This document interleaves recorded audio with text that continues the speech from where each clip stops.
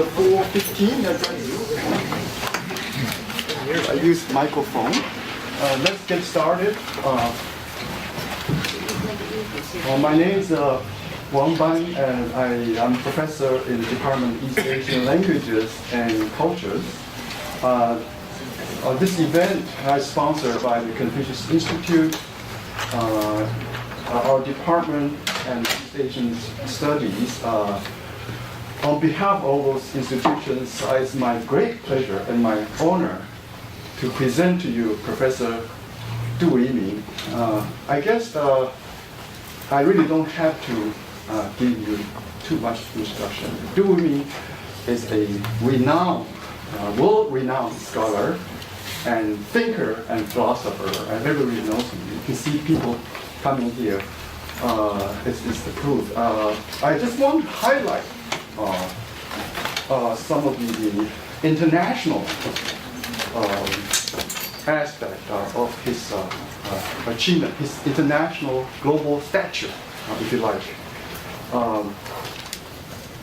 At the risk of using Hollywood, I would say he's a superstar scholar, professor, across many fields, many disciplines. But he's more modern scholar. I would say he's a global intellectual leader, a shaper of public opinion. His thinking and his writing have shaped the intellectual landscape and also alter, if they have some impact on the policy, even policy. So you can say he is an incarnation of the traditional Confucian ideal of Wen Yi Zai Dao, in the sense that the discourse carries the Dao. Right? It's not simply just writing, but also has the agenda to interpret and to shape the world order. And so the whole embrace is all under heaven, 天下. Right? This is the gigantic, the tremendous scope of his thinking and writing. And I'll just give you a few examples of this superstar stellar statue. He's a fellow. Professor Du is a fellow of American Academy of Arts and Sciences, starting from 1988, and is a member of the Institute of International Philosophy. He was invited by the United Nations as a member of a group of eminent persons to facilitate the dialogue among civilizations in 2001, and he gave a presentation on civilizational dialogue to the executive board of UNESCO. UNESCO is the UN organization, education, science organization. He was recipient of the great grand prize of the International Talk Society and the second Thomas Berry Award for Ecology and Religion.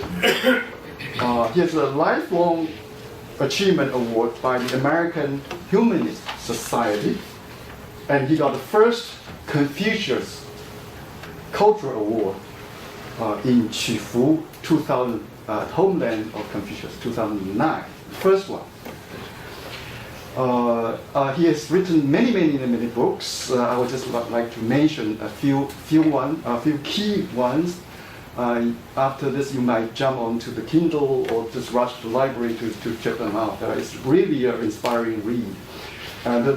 First one, Confucian Thought in Action, Wang Yangming's Youth. First one, Zhongyong, an essay on Confucius religiousness. Another one, Humanity and Self-Cultivation. Way, Learning, and Politics. Another one, Selfhood as Creative Transformation. And the more recent one, published last year, is Global Significance of Concrete Humanity. In general, I would say Professor Weiming has been a powerful force in shaping dialogue among civilizations, not just between East and West, but civilizations.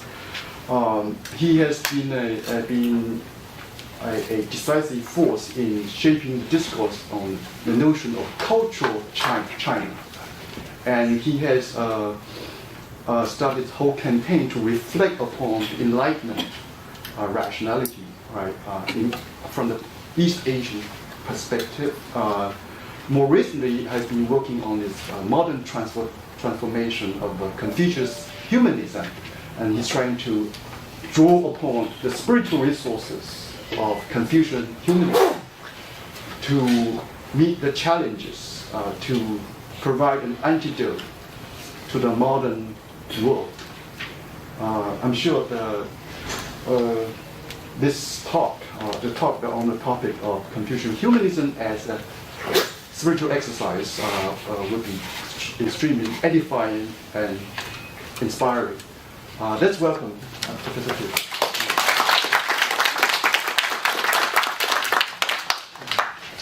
Thank you very much for your very generous introduction, Professor Wang.